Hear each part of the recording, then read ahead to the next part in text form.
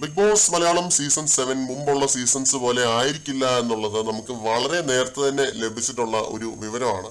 പല രീതിയിലും വെറൈറ്റി ആയിട്ടുള്ള ഒരു സീസൺ ആയിരിക്കും ഇത് എന്ന് വളരെ നേരത്തെ തന്നെ കിട്ടിയ ഒരു വിവരമാണ്.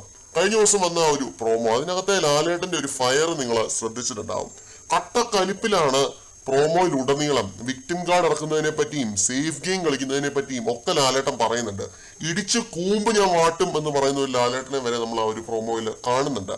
എല്ലാവരും കൂടി കുണ്ടുവാവെ ഒറ്റപ്പെടുത്തുവാണോ എന്ന് ഒരാളോട് ചോദിക്കുന്നത് നമ്മൾ കാണുന്നുണ്ട്. പിന്നെ ലൈൻ കട്ട് എന്ന് പറഞ്ഞൊരു സെൽഫ് ട്രോൾ അടിക്കുന്നത് കാണുന്നുണ്ട്.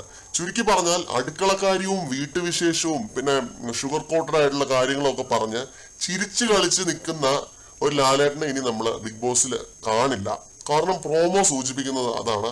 7ന്റെ പണി തന്നെയായിരിക്കും ഇത്തവണ. ലാലേട്ടനും ക്രൂ മെമ്പേഴ്സിനും കണ്ടസ്റ്റൻസിനും എല്ലാവർക്കും 7ന്റെ പണി തന്നെയായിരിക്കും. അതിൽ യാതൊരുവിധ സംശയവുമില്ല. ഉടായ്പ ഗെയിം സ്ട്രാറ്റജി ഇറക്കി കളിക്കുന്നവരുടെ ഒക്കെ ചീട്ട് ലാലേട്ടൻ തന്നെ കീറി വിടും. പ്രോമോയിലും അത് തന്നെ പറയുന്നുണ്ട്. നന്നായിട്ട് ഗെയിം കളിക്കുന്നവരല്ലാത്ത ഒറ്റ ഒരെണ്ണം പോലും ഇത്തവണ ഹൗസിൽ പിടിച്ചു നിൽക്കുമെന്ന് തോന്നുന്നില്ല. അത്രയ്ക്കും നല്ല ടൈറ്റ് കോമ്പറ്റീഷൻ തന്നെ ആയിരിക്കും ഇത്തവണ. പ്രതീക്ഷകൾ ഏറെയാണ്.